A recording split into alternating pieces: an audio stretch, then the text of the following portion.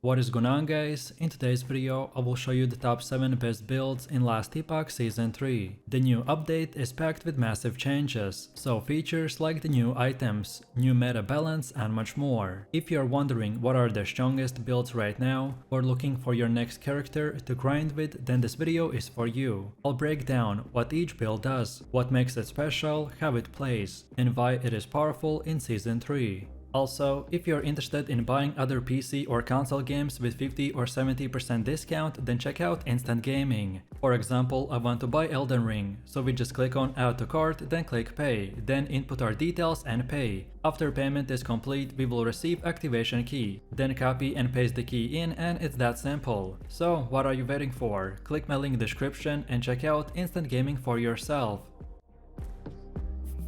So let's kick things off with an absolute classic, the Warpath Void Knight, also known as the spin to win build. If you played action RPGs before, then you already know the appeal. You spin through the battlefield, shredding everything in their sight, while becoming an unstoppable storm of destruction. What makes Warpath so satisfying is how it ramps up. The longer you spin, the bigger your AoE grows, until you cover the most of the screen in the purple void energy. The gameplay loop is simple but addictive. Stay spinning, keep moving, and watch your damage climb higher and higher. The secret here comes from the Void Well passive and stacking extra mana. Normally, Warpath would drain your resources fast, but with this passive, you can keep spinning almost endlessly. Combine that with the Warrior's Fury, which pushes your melee damage and AoE into insane levels, and you've got a build that feels both powerful and smooth to play. Support skills like Devouring Orb and Anomaly will automatically fire off buffs while you're on the move, and abilities like Abyssal Echoes will add even more destructive power. The best part is that this build does not need uniques to get rolling, but if you manage to get items like the World Splitter, Siphon of the Anguish or the Anchor of Oblivion, then it shifts into a whole new gear, turning you into a late game juggernaut. In the endgame, the Warpath Void Knight will shine in both clearing packs and handling bosses. It's fast, tanky enough to survive tough encounters, and feels incredibly fluid. If you love melee builds that are easy to pick up but scale into something devastating, then you should try it out. And don't forget, for detailed guide and full build breakdown, click my link in the description.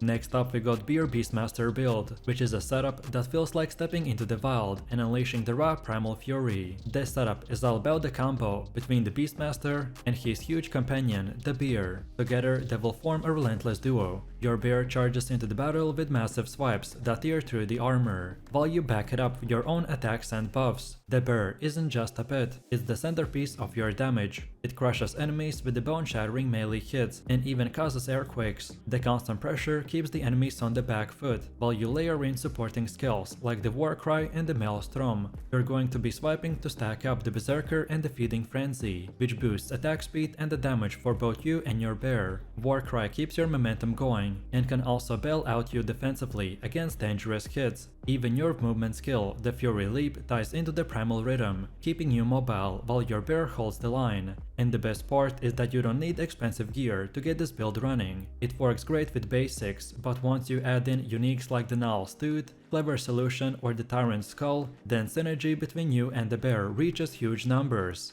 In endgame, this build will shine as a minion setup that actually feels aggressive and satisfying. Instead of sitting back while your minions do the work, you're going to be there in the fray, fighting side by side with your companion. And again, for detailed guide and full build breakdown, click my link in the description. Now let's go to the Judgement Paladin build. The setup is a combination of heavy damage over time and some of the strongest sustain you can find in the game. The core of this build is Judgement, which creates consecrated ground beneath your enemies. Anything standing in it gets seared by holy fire, while you're healed at the same time. The more layers are these zones, the higher your sustain climbs, so you're basically dealing damage while becoming harder and harder to kill. What makes the setup special is the balance between the offense and defense. Consecrated ground is deadly, but also healing you constantly. Add in the Holy Aura for passive buffs, Symbols of Hope for utility, and Healing Hands for the extra sustain and mobility, and you've got a paladin that can tank through almost anything. even in the hardcore, this build has the resilience to survive. The itemization option is even better. With uniques like the Rakan Slide or the Twisted Heart of the Onkeros, your Judgement paladin transforms into a powerhouse that dishes out serious DPS while still being very super tanky. In the endgame, the build excels at both clearing groups and handling bosses. If you love the archetype of a holy warrior who fights with both Fate and Flame, then the Judgement paladin build is a perfect choice.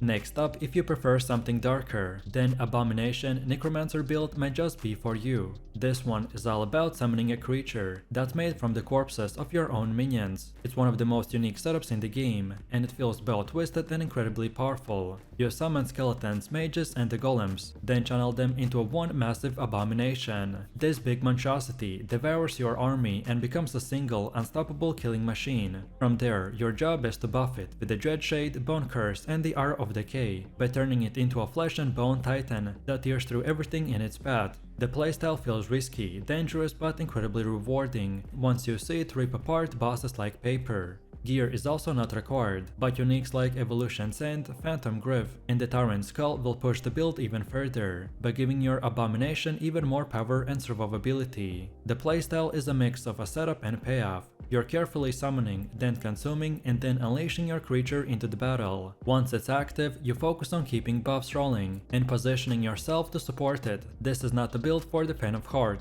because it's creepy, it's brutal, and it embodies the darkest side of the Necro. But if you want to play something that feels completely different from every other build in the game, then Abomination build is unforgettable.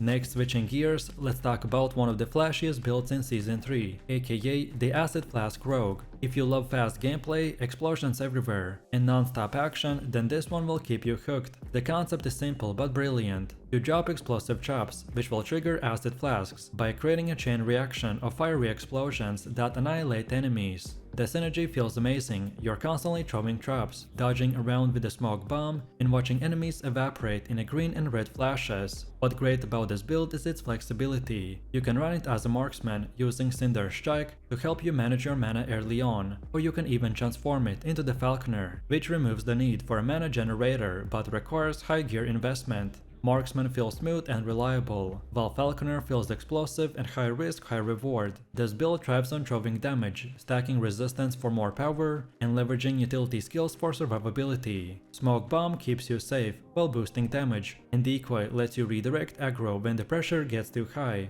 Once geared, the Falconer version in particular feels controlled, with uniques like the Dragon Song for the Marksman or high tier affixes for the Falconer. This setup becomes a late game powerhouse. It's one of the most active builds, as you are always pressing buttons, always moving, and always detonating something. If you're looking for adrenaline pumping rogue gameplay, then the Acid Flask build is the way to go.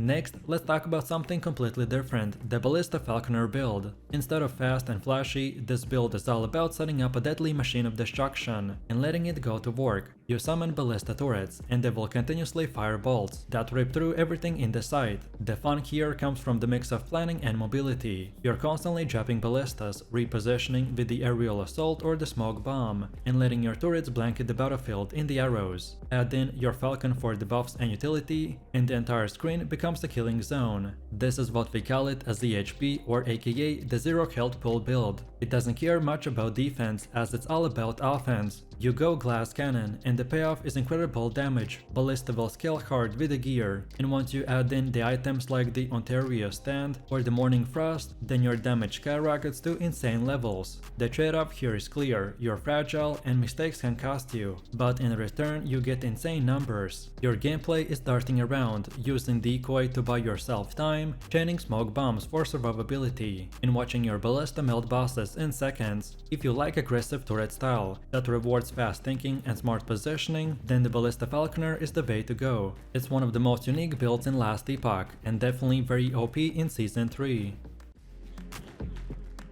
And finally, we end up with the pure destruction, aka the Racing Strike Void Knight build. If Warpath was all about endless spinning and the steady pressure, then this build is all about the raw overwhelming burst damage. Every swing of a Racing Strike feels like it's deleting enemies in split seconds. The skill has a high mana cost, but again, thanks to the Void Well passive and the mana stacking, you can spam it continuously. Each strike lands with devastating void melee damage, melting bosses or clearing mobs with ease. Add in Devouring Orb and Anomaly for constant buffs, and you've got one of the hardest hitting melee builds in the game. This setup does require Ward Splitter to really shine, but once you have it, the damage output is insane. Supporting gear like the Siphon of the Anguish and the Archer of the Oblivion will push it even further, making you a wrecking ball of the void energy. Gameplay wise, it feels deliberate but powerful. You're moving with the healing hands, keeping the buffs active, and slamming down a Racing Strike whenever enemies appear. The impact of each hit is so satisfying that it's less about constant pressure and more about obliterating everything in the sight with the massive bursts. If you want a melee build that is devastating and rewarding every time you swing, then a Racing Strike Void Knight is unmatched.